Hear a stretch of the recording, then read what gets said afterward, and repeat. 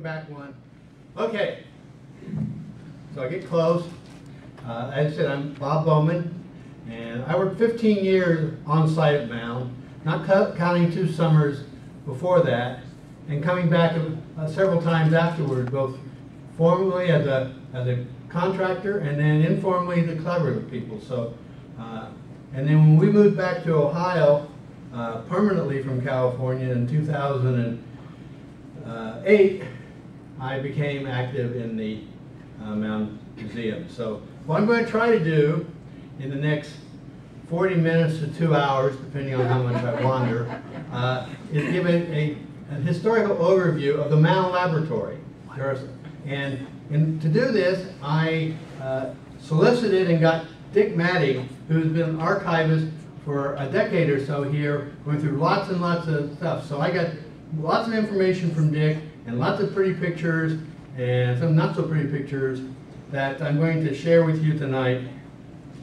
And but before I actually get into the role, I wanted to acknowledge that, you know, I only worked here a few years, and Mound goes back 60, and there were lots of, there were some resources that I used to fill in those very big gaps that I have.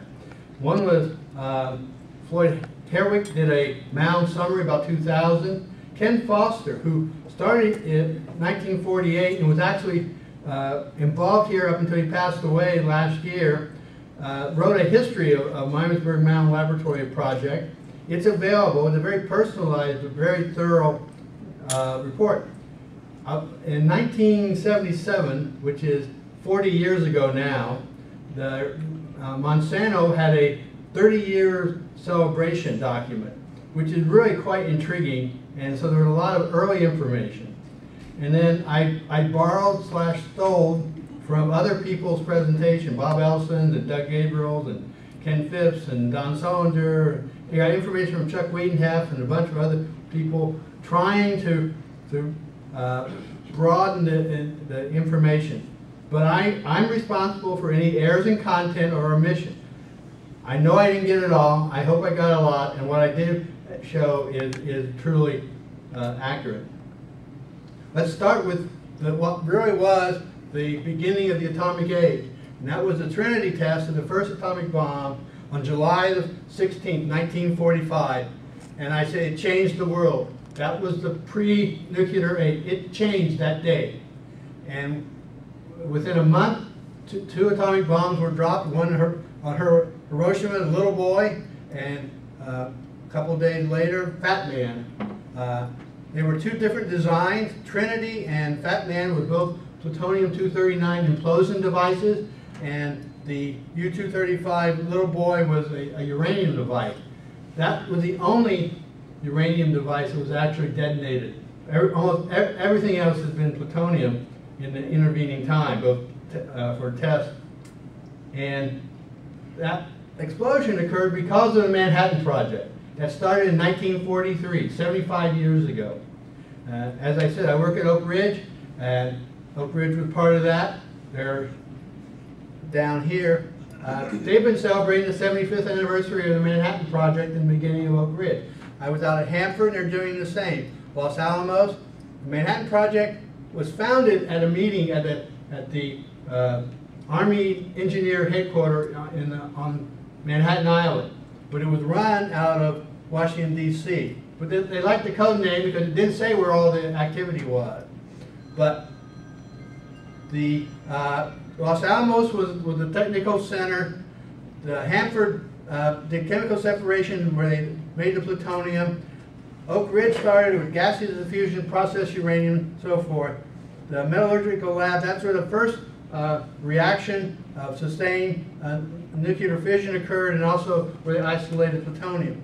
This red star is the Dayton Project run by the Monsanto Chemical Corporation, and what they had one specific task during Manhattan, that is refine and produce the polonium that was used as an initiator in the first atomic bomb. The code name was Urchin, and there's a lot of story. People have given talks here before, and there's a lot of information on the Manhattan Project. I'm not going to do that, but I want to show this is the Trinity and Fat Boy's nuclear devices, a schematic.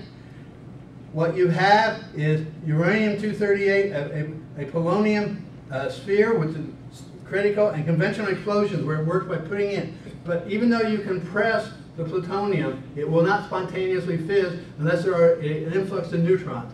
And that's where the initiator. And the initiator comes from a reaction between polonium and beryllium, where the alpha particle that comes from polonium decay with the beryllium forms a neutron, and a high energy flux of neutrons because of the decay of polonium is fast.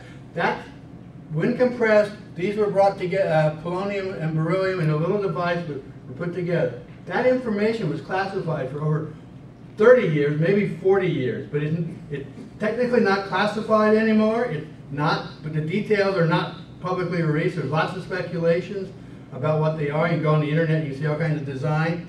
But in order to make this happen, they needed very pure polonium. And polonium is very hard to get. And it's naturally abundant, but in very small amount. And polonium was discovered by Madame Curie. Its name is from Poland because that's where it was. But they literally took tons of uranium ores to get micrograms of polonium to identify. And that wasn't going to be sufficient. So techniques were to produce it. And what it was done is Monsanto didn't make the polonium. That was actually made, I believe, in Oak Ridge, and then later on it was made at Hanford. But what they did is they extracted and purified the polonium, and what was done after they made it, it was sent to Los Alamos. It was assembled for the Manhattan Project explosion at Los Alamos.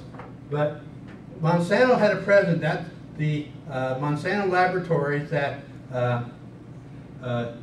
Charles Thomas ran. And this was Unit 1. And they started here, but they quickly found out that they needed more facilities. So the seminary, which was Bone Break Seminary up in northern Dayton, and the Oakwood Playhouse, Unit 4, were the two main centers for process. There was also a warehouse, a storage place in Dayton where some work was done. That was the Manhattan Project.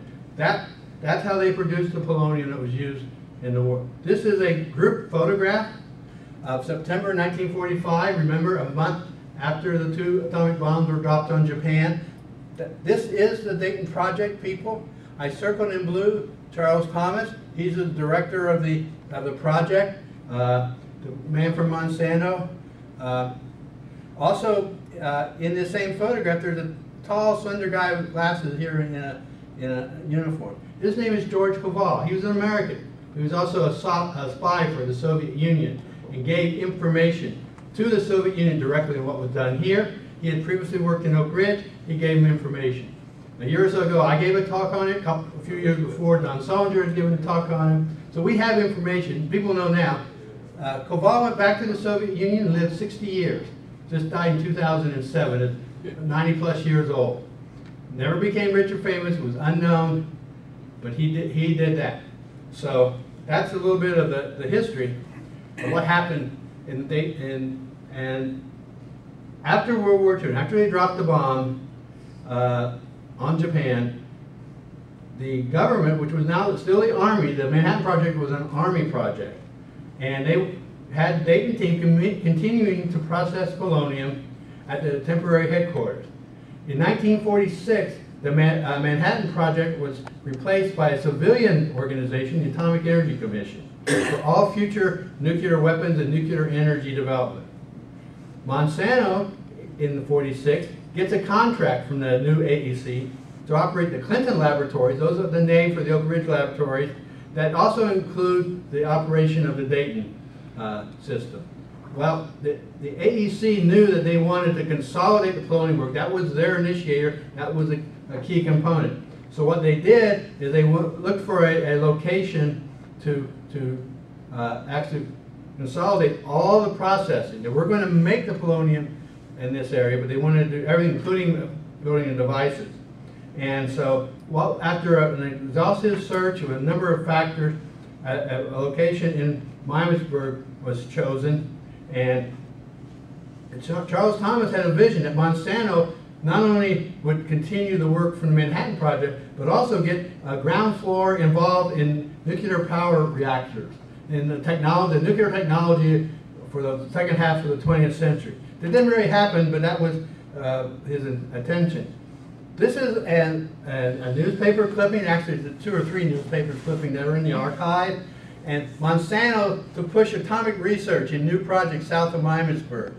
And this is Miamisburg. This is the Monsanto Research Project, Mound Road, Indian Mound. You're on the property right now. This was an area purchased. Eventually more of this land was done, but this is a site. They said atomic research. No one outside of the AEC knew what was really for it. It's very generic, very happy-faced, but that's what was done. So it's in 46, the contract, and started building at breakneck speed the buildings that they go here. This location, as you look across the valley, is a hillside.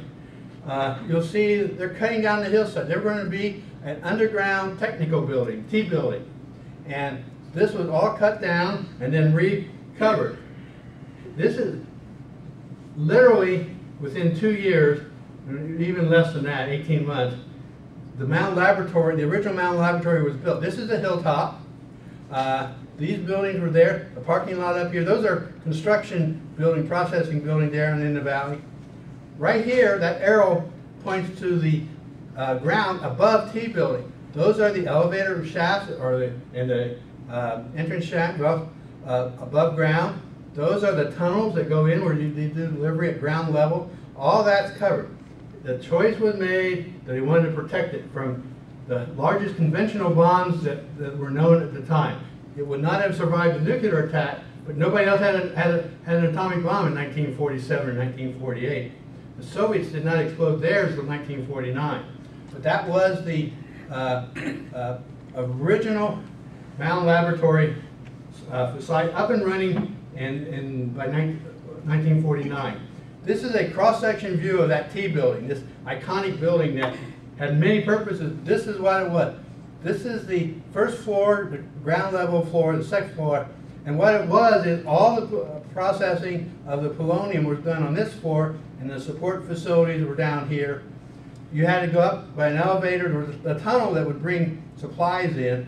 There were guard shelters. There were literally guards at those floors 24/7 to control access to the building. This, so and I'm afraid for those in the back, you're not going to see much, but just kind of gray shading. But these were polonium development and processing and fuel encapsulation and research and analytical equipment. All that was put into this building. Now, lots of other things took place on top of the hill. There were other buildings for different support, and there was a B building for biological research, and there was a variety of buildings, an administration building, and there was a cafeteria. So there were lots of things there. The construction of Mound Laboratory really started in 1947 and was finished pretty much by the end of 48. There were up to 3,000 people working here during that time to build these facilities.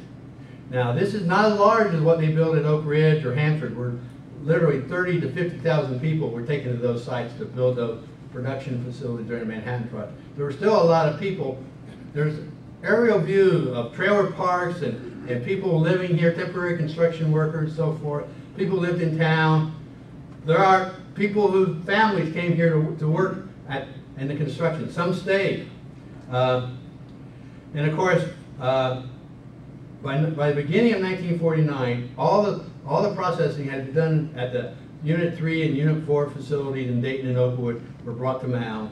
Those places were ultimately decontaminated. Some were destroyed. That's a different story, not the Mound story. So, but this area, these 150 acres or so, they were surrounded by a chain link fence, 24-hour guards, and at the entrances, and also a T building.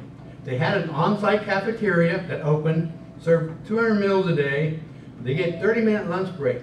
A couple of reasons. One is they didn't want anybody leaving the facility during the day. And secondly, the intent was that it would allow for communication of different people internally. Everything that AEC did was a need to know. All the employees had to have security clearances. You couldn't work here without having, which was in my era a Q clearance. What it was, they were the DOE one. And that included you know, whether you were a decontamination worker, a scientist, an engineer, a bus driver, whatever, you know, cafeteria worker, you had to have that security clearance. Because even though everything was need to know, they were not taking chances that people might somehow get information out, and they were unreliable people. And to emphasize that, when I was doing a reading, Ken Foster had a poem that a guy named Fred Schoen wrote in 1948. Now, I'm not good at doing vernacular speaking. I'm going to read because I know a lot of you can't see it. And so this is a bit of poetry from called the Mound Club. Say, we got a big secret club where there's nobody knows but us. And then say your secret words or there'll be an awful fuss. And we got a secret cave in a hillside where we keep our secret stuff with bars and bolts and padlocks. And in case that ain't enough, we got a guard what's got a gun that shoots real bullets too. And if he'd have caught you telling, it'd be too bad for you. And so then say the word atom, count that being an awful sin. And you got to show your G-Man badge or the guard won't let you in. So I had not seen that until I started doing some research on this article and read Ken's review. So Schoen actually went on to get an engineering degree and worked at Livermore and actually ended up working for the AEC. So we didn't know much about him. I found out, and then Marvin, who does our obituary, found out more. So he's now added to the list of the former Mound employees. One more name that was obscure but now found. So all Mound was for one purpose: process polonium-210, that radioactive metal that decays the alpha particle into lead. The alpha particle with beryllium makes the neutron. And I said, it had a very short half-life, 138 days. So if you were making polonium into weapons, you had to keep making new devices, getting more polonium. So there was a captured demand for making more of it. And what was found is that the most efficient way of producing polonium was to take the bismuth, whose main isotope is 2009. It will absorb a neutron. That neutron in there, it's unstable. It will throw out a beta particle, an electron, and leave a proton. That changes that element from bismuth to polonium. Now, polonium is a very hazardous biological material and also emits very powerful alpha particles. And so there was an extensive biological evaluation that started in the early years of the 50s. This is an illustration of little strips that have polonium-10 on platinum foil. And this is natural ionizing radiation that when it comes off causes the nitrogen atoms, electrons to get excited, and they emit light and glow, so they produce this glow. It says on the caption that natural light, that's what happens when you have some polonium in nitrogen. Nitrogen, of course, is 80% of what air is made of. So Mound built these specialized facilities. And this is a water bath after they were irradiated because they were emitting all these alpha particles, and so they were there, and then they would be brought up to be processed. And then they were handling inside of plywood glove boxes. Originally, later went to metal ones and so forth. Because alpha particles, well, they have a lot of energy, are very heavy. So it doesn't take much to stop them. They'll deposit that energy in a very short distance. But you'll see so glove boxes are ubiquitous to Mound Laboratory. Everywhere you went, there were glove boxes.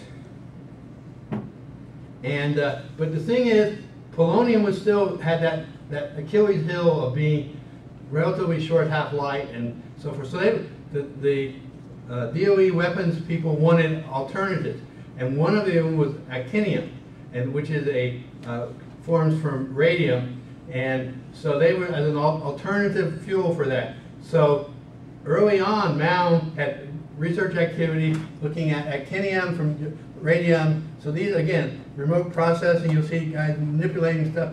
All these things emit radioactive particles. Some are gamma, some are neutron, alpha particles, all had to be handled. So, you know, there's a few names of people that were down here that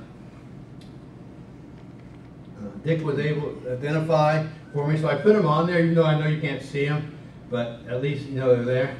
And of course there were others that Mound was doing almost everything Mound did in the early 50s were radionuclides. That is related to the neutron initiators for weapons or neutron sources, or possibility for fuels for nuclear reactors.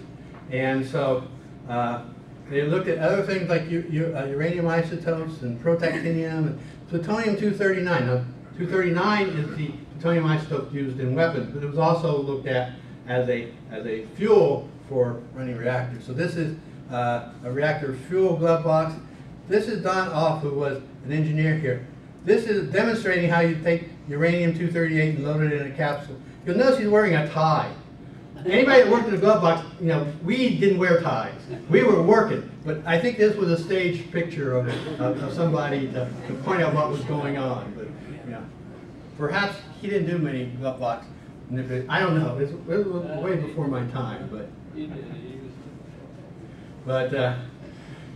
also at that time there were interest in other isotopes, stable ones that Oak Ridge was working on, and they had some issues. And what they did is, because Monsanto was mounted overseeing operation at Oak Ridge, some work got transferred up to Mound. And Mound started working in one of the buildings with the non-radioactive, what are the inert gases, what are called normal gases, helium and neon and argon and krypton, things that have very little chemistry. In fact, it was the 80s before there was any real chemistry for krypton or xenon.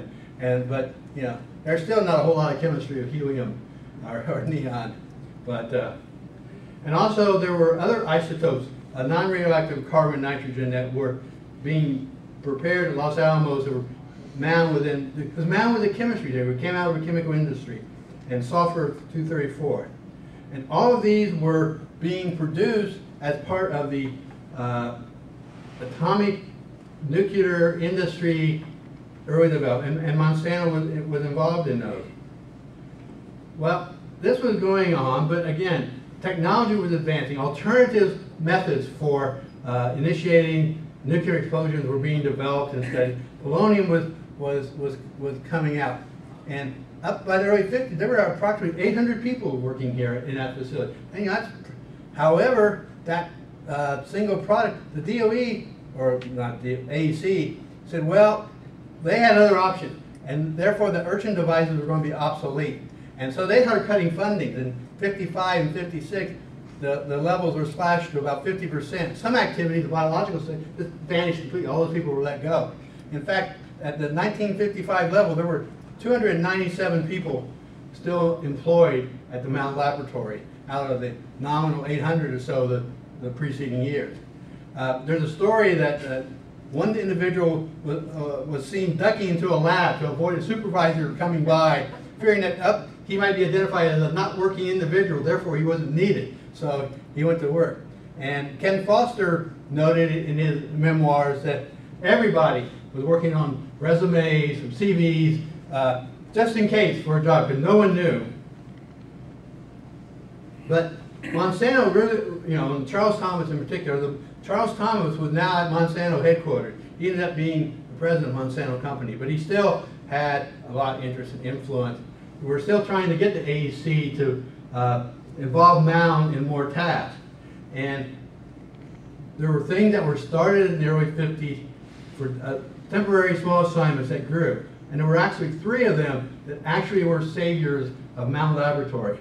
One was a starting production assignment for Los Alamos to build explosive detonators. There were problems with the ones being built by the contractor at Los Alamos of having a lot of failures, and so people from Monsanto talked that. There was the invention, the concept of a radioisotope thermoelectric generator at Mound. It was based on a polonium decay, but it was actually in 54, 55, it was demonstrated. The other was that there were tritium. Tritium is a radioactive isotope of hydrogen, and for gas separation and surveillance work, that there was more work to be done than what the facility had. And so Mound got some of that work. So I'm going to describe kind of the history of those 3 areas over the next time period. So you know, if you get sleepy, just, and I get to the topic you like, you know, wake up. But first we're going to talk about explosive and advanced devices. The manager, Dr. Joe, I guess it's Heed or Hyde, I don't know, somebody knows better than I do. Hyde. It was the person who learned that there were problems getting gold soldering detonators and being done locally. Quote, according to the memoir, they were being done by Pueblo Indian women. These are very small devices. We have examples down in the museum. You can see some of the later ones, but you know, they were being hand soldered. And so what Dr. Hyde did was send Lloyd Nagy and Betty Haley, later Jones, I think she was Haley then, later became Mrs. Jones, to Los Alamos, and they went there for a couple of weeks, learned the technology, came back, established the laboratory or production facility, the first run here at Mound Laboratory, and they got a contract to build a particular 1E26 detonator. And they're setting up the lab to do that. Within a year, they had a batch of them. Said, this is the photograph. This is David Scott, the plant manager, and the people. There's Lloyd Nagy and other people that were there. A couple of the AEC guys. The little box, the little barrel here has the first batch that were sent out to Los Alamos. Well, that was sort of the beginning of something really big at Mound. And I know no one in the back can read all these boxes. I mean, they're hard to read just on a piece of paper. But this is where the production started in '57. Mound was successful. They started getting more types of devices, timer, so forth, through the 50s, 60s, 70s. In the early 70s with the pyrotechnic devices, molding, all kinds of devices, all the way up through the 80s. Explosive advanced devices was the mainstay production of Mound Laboratory.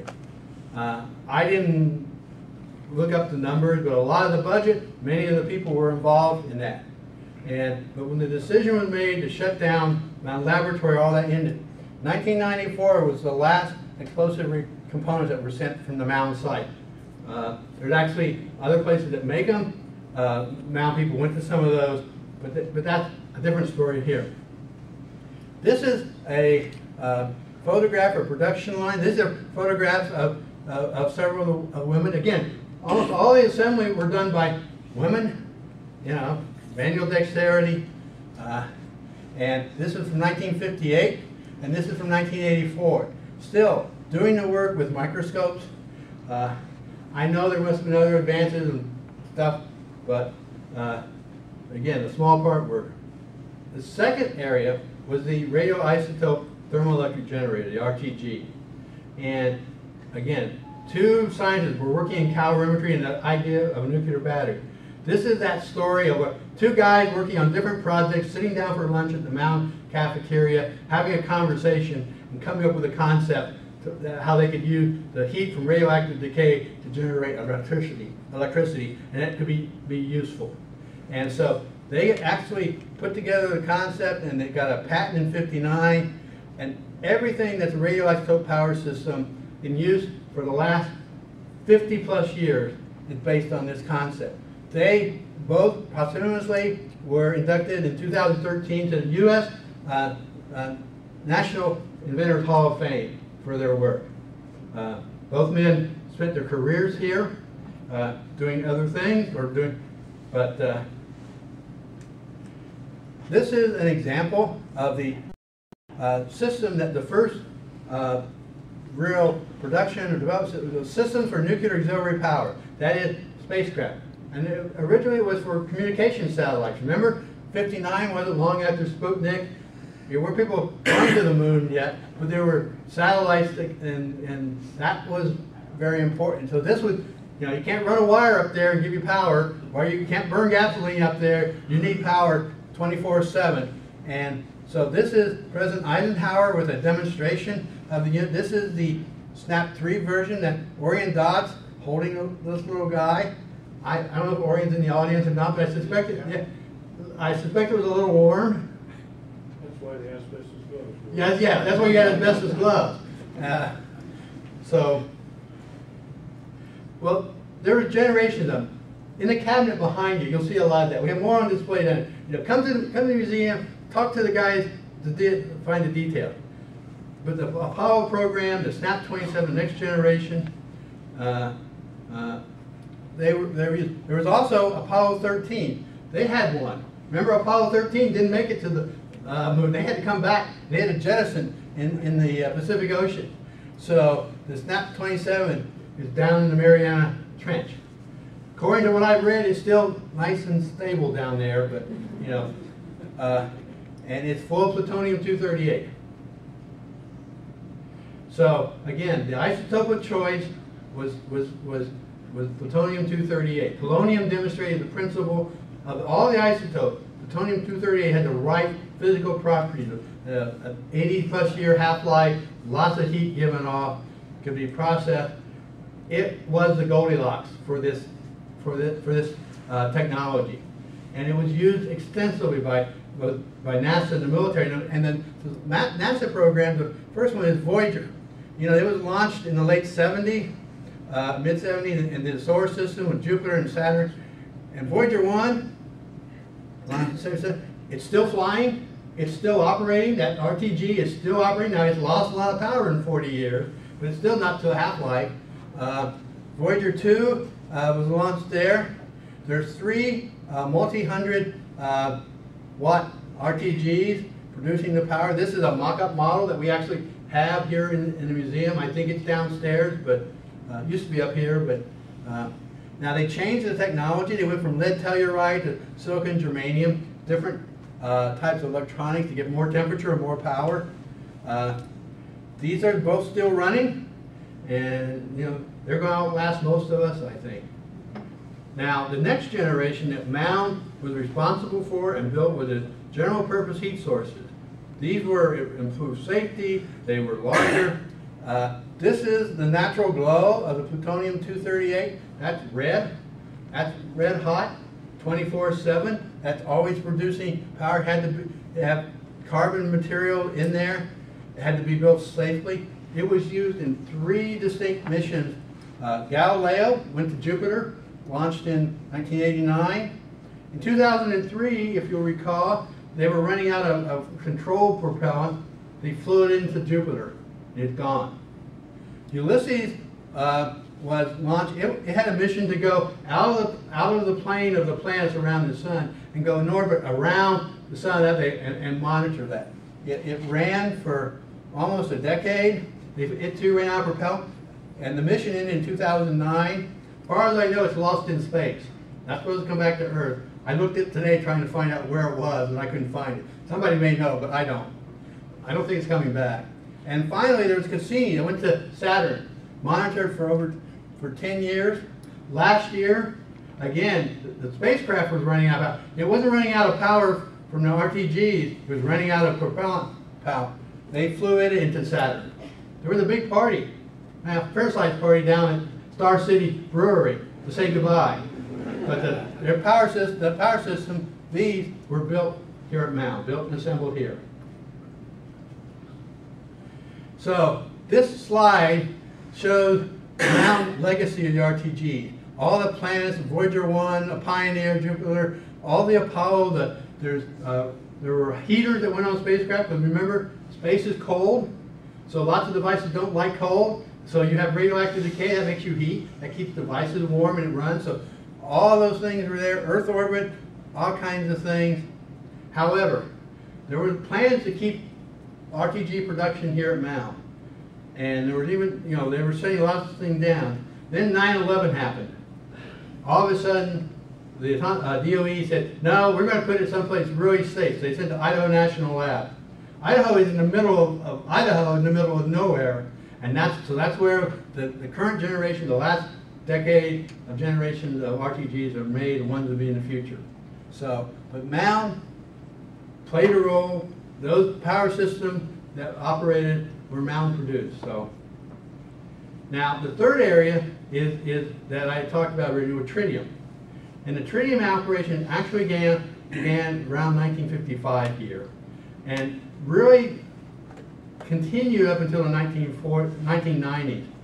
The reason is deuterium let's see, you get my little light word? Yeah. Deuterium and tritium are the two isotopes. This is protium. Proton has one, protium, we call that because one proton and one electron. Deuterium has a proton and a neutron, so it has two deuterium. And tritium has one proton and two neutrons. This is radioactive. This has a half-life of about 12.3 years.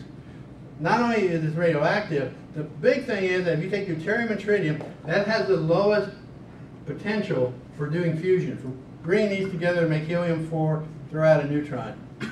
This is the combination that makes the hydrogen bomb. It's the deuterium-tritium bomb, but that's what it is.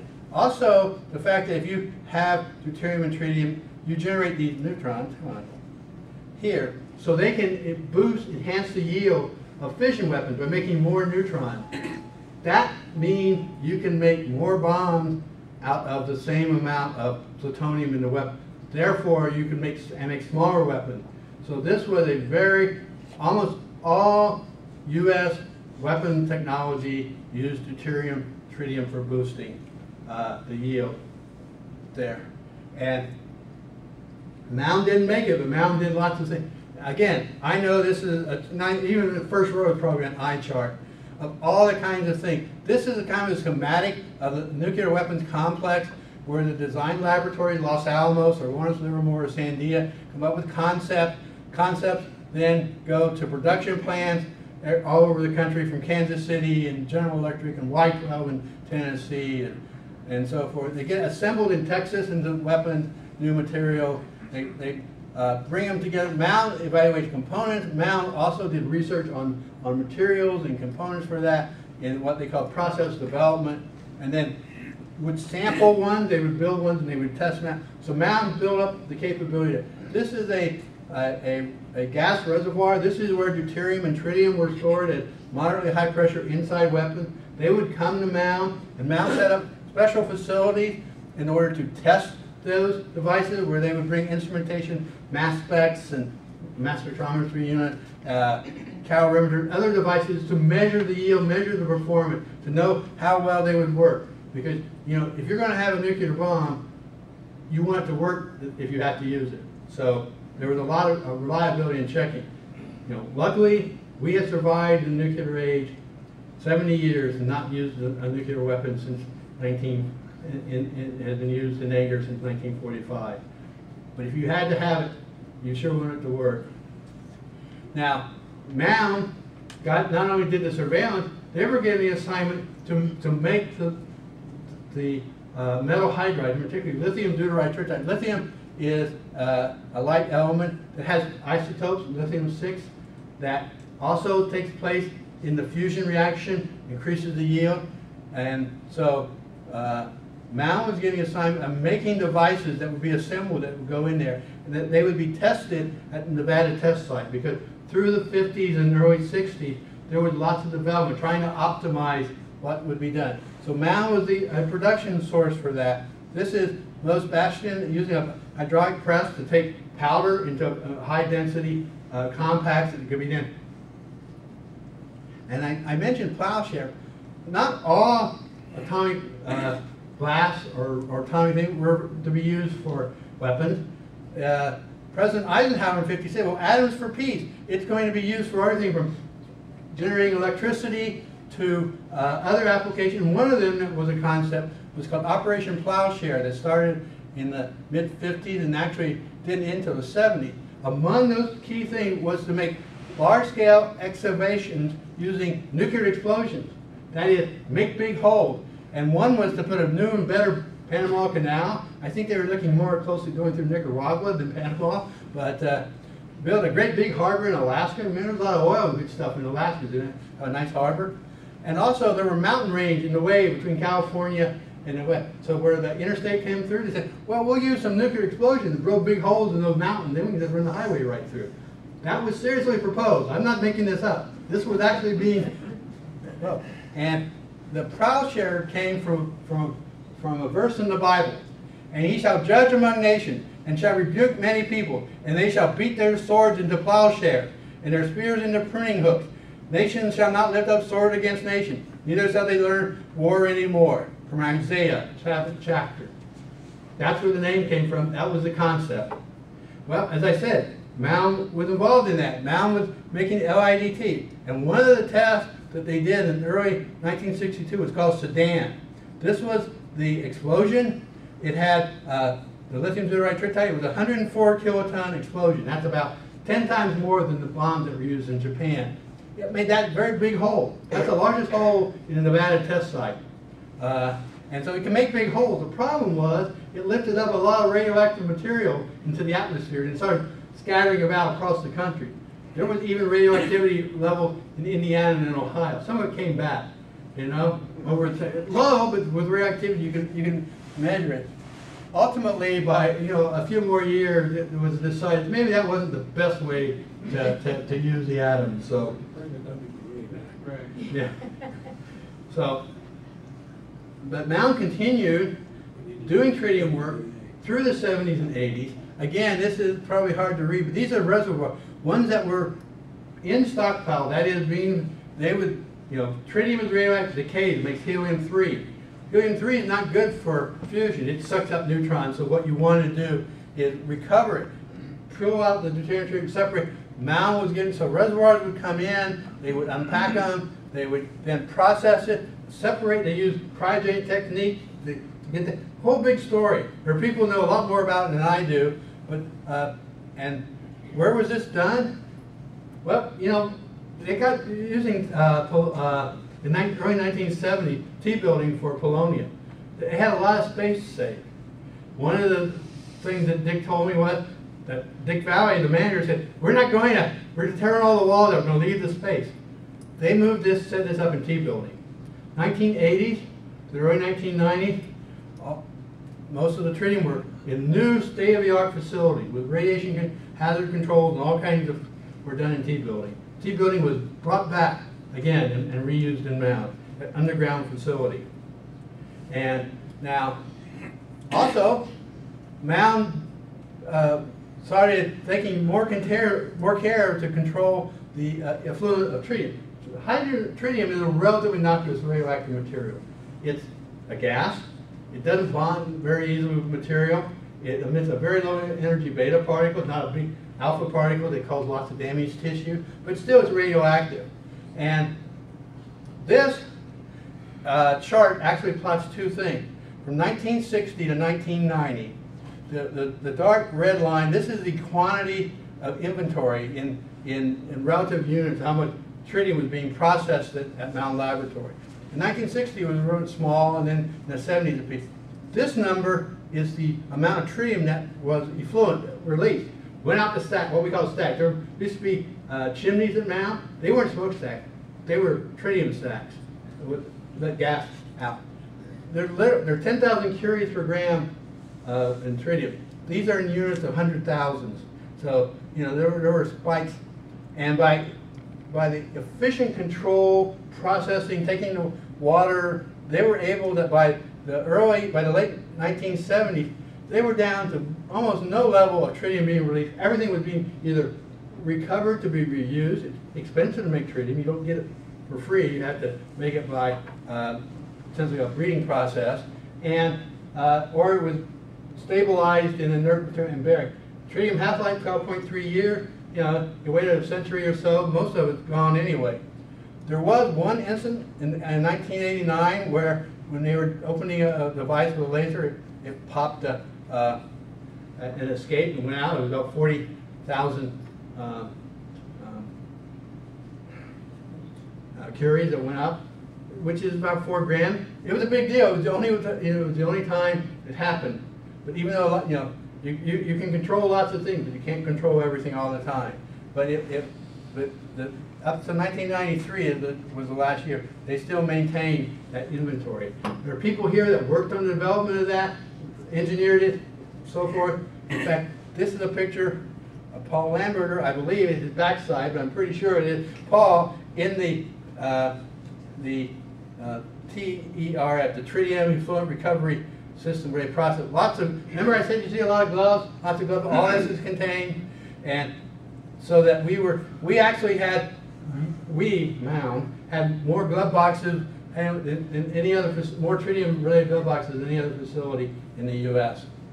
So, but by 1990, the inventory site receiver went to Savannah River site down in South Carolina, out in the middle of a big swamp, and Los Alamos out in the middle of a big desert. And everything that was then recovered, the Trinity Effluent Recovery System helped pull all that. It was in the late 90s, but up until the end, getting all that. So those three programs that I spent the last 20 minutes or so covering, those were big, but they were not the only ones. And I'll get to some of those in a minute. But in the 70s and 80s, national attention was changing a lot in the United States. There were environmental concerns, so Mound had programs in monitoring waste management and oil surveillance and alternative energy. Remember oil prices for those of you in 73 and 74, gas line.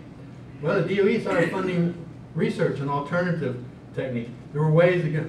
So, but there was also a big administrative change, a political change. In 1975, the AEC, the old nuclear weapons power system, became the Energy Research and Development Administration. It's supposed to be more broad-based. Well, that changed only 2 years. It transitioned again into the Department of Energy, which is now 40 years old. I haven't heard the 40th anniversary of DOE, but it has both critics and champions, I believe. But Mound started getting new fossil and renewable energy projects to supplement, to expand what we were doing. And they were looking for coal, or look for radioactive constituents in western coal for the EPA. Coal is buried there, but there's lots of natural radioactivity, and how much was it? Looking at oil shale, how much oil was in rocks and shale. In situ coal gasification in West Virginia. Now, tritium, again, tritium is not only for explosions, it's also for fusion. So for almost 50 years, they've been trying to control fusion to make that as a cleaner alternative to fission to run power plants. So for tritium storage and handling, Mound had projects in the late 70s and early 80s. There was even a solar pond, which I'll show you in a minute. That is solar energy in Ohio, the city of Miamisburg swimming pool. And a project that I was involved with was metal hydride, now not the tritium metal tritides that we worked on before, but metal hydride as a way to store and utilize hydrogen for vehicles, for using hydrogen either to burn it or hydrogen in a fuel cell instead of gasoline.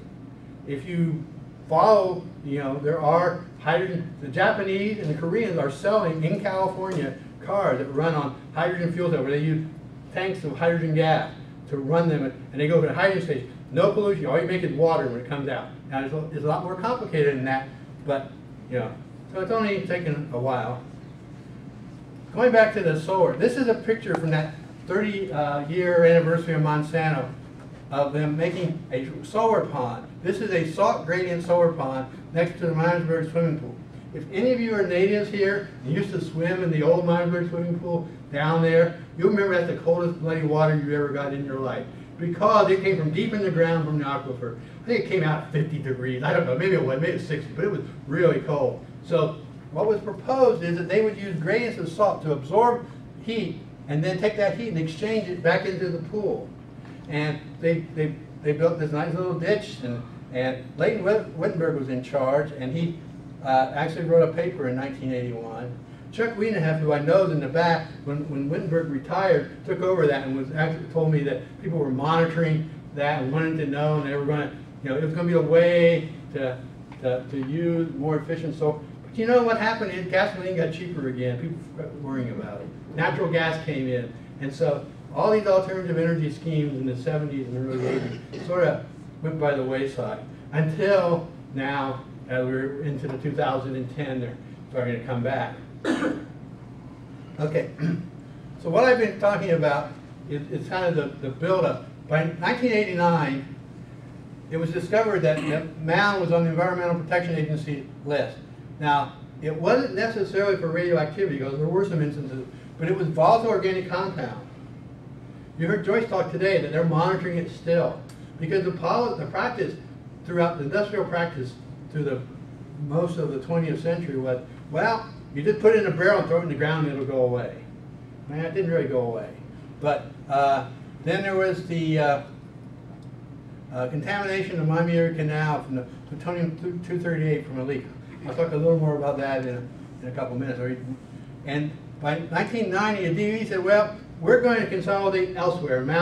The Mound site, as it was then, and was going away. Now, there were a lot of people tried, the city, employees, all kinds, to quote, save Mound. It didn't really work, but there was conversion. There were, quote, compromises in the, but that by 1994, all the production work, all the research work at Mound was finished, except for RTG. And what they had set up was the Mound Development Corporation to convert this property into industrial commercial sites and for there to be jobs. Now the heat source program, RTG, actually convinced to assemble the Cassini components here in 1998. There was planned to continue, but I mentioned earlier, the 9/11 attack pretty much ended any work on that, and everything by 2003 was transferred. Now, the official tear down the hill, and I know that people lived here. I didn't, I was in California, but buildings went down one after the other. Lots of people. There may have been more people tearing Mound down than building it in the first place. I don't know. It'd be an interesting statistic to investigate. And of course, they're still monitoring. The DOE Legacy Management is still monitoring that. Here's a histogram of the employment at the Mound Laboratory, compiled from numbers from a couple different sources. When Mound, this is the Dayton Project beginning. There were like 50 people in 1943. Manhattan. So this is the Manhattan Project up to 47, 48. Then the peak in Mound in the early 50s. Now, this was the transition to AEC. Monsanto ran it from 1943 to 1988, 45 years. This is that dip. Remember 1955? But the transition, these other technologies that came in that Mound showed it could do other things besides polonium, actually led so that by, the late 60s, the decade, there were populations of employment over 1,500, 1,800. This is that time period of early transition to mid-70s. This was kind of a rough time. I was working here then, and there was the Vietnam War. There was who wanted nuclear weapons, who wanted lots of other things. Environment was bad.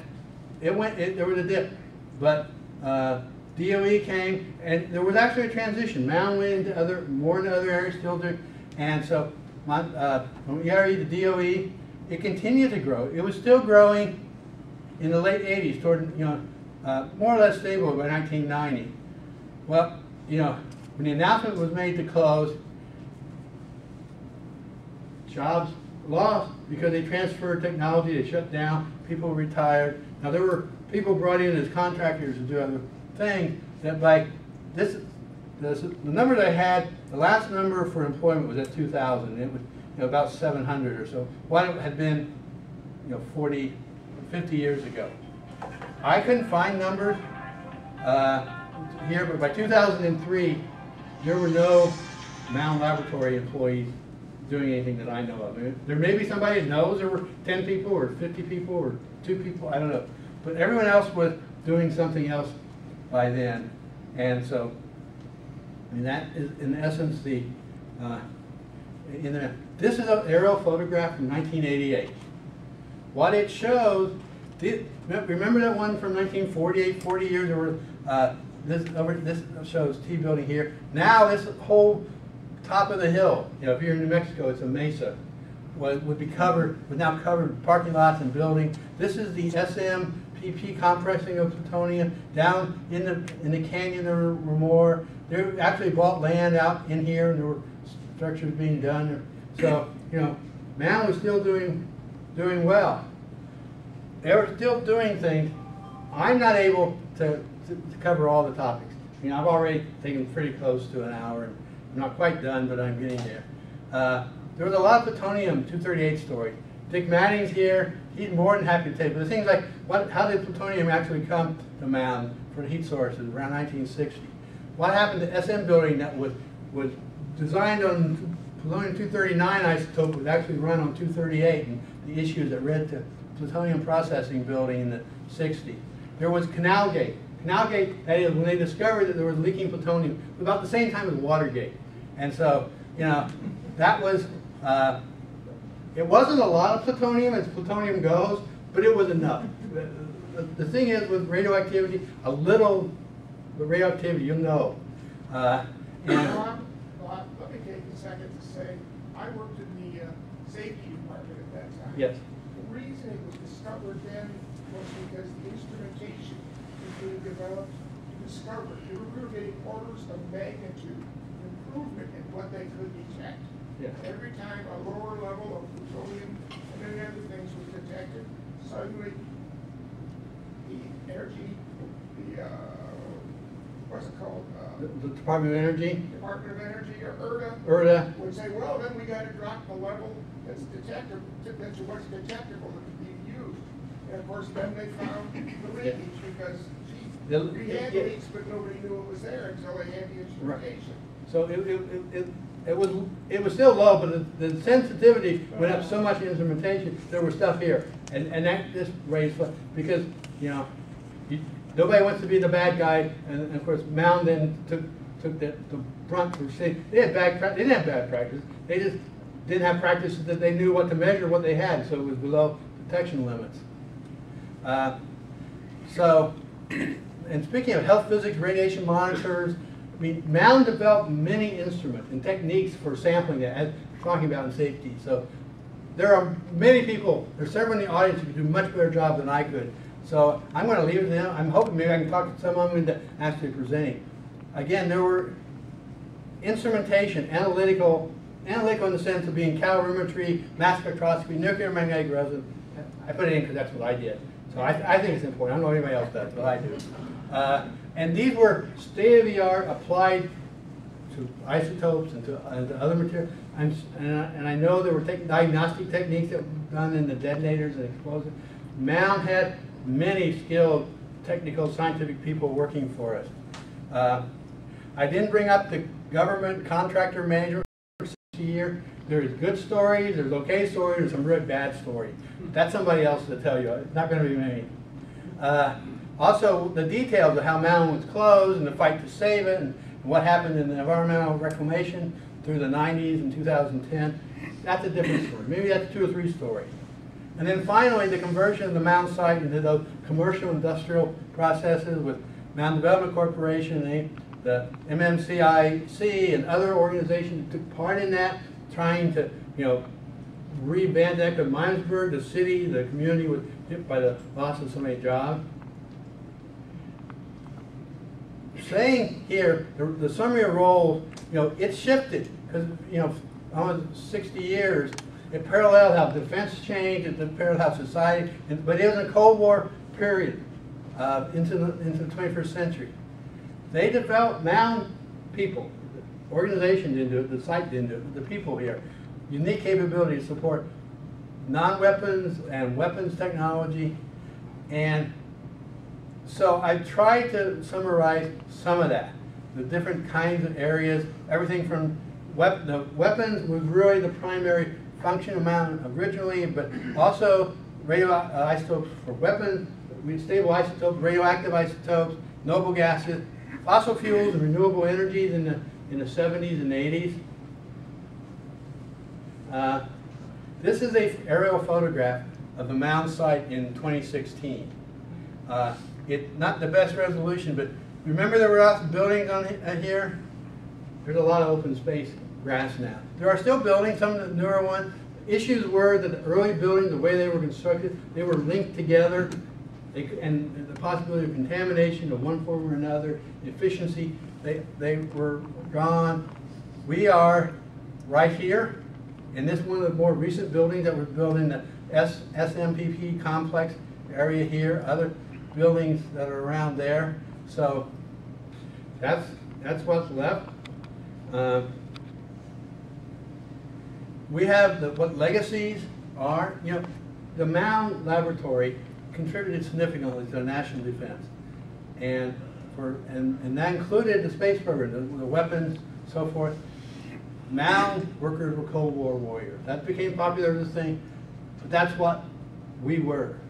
The radioisotope, we were at the cutting edge of technology that allowed space missions. That could not occur if there wasn't that power sources to operate the equipment.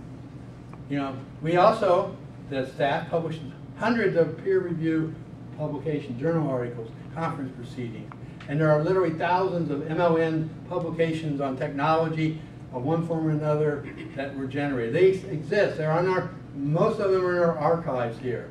You know, former Mound people often went to productive careers in government laboratory, either early on or throughout the time, academic, you know, universities, contractors, organization, and a number became entrepreneurs, people that set up companies here, you know, and many of those are based on the skills and expertise they developed while working at Mound.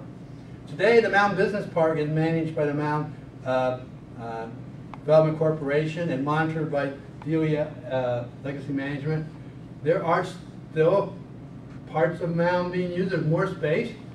I keep hearing it. Somehow somebody's going to use T-building again. You know, it's been used twice for major things. Third time it doesn't seem out of the question. So last year we had two Ohio historical marker on both sides dedicated. It's down by the main entrance. It describes a brief summary of the history here. You're welcome to come down either after this meeting or perhaps some other time. You'll see it. It's across from the golf course. There's a parking lot there. You can read. So at least it documents that Mound was here once. That the Mound Laboratory was an organization that was part of the American defense and space technology in the 20th century. And so I'm taking a break.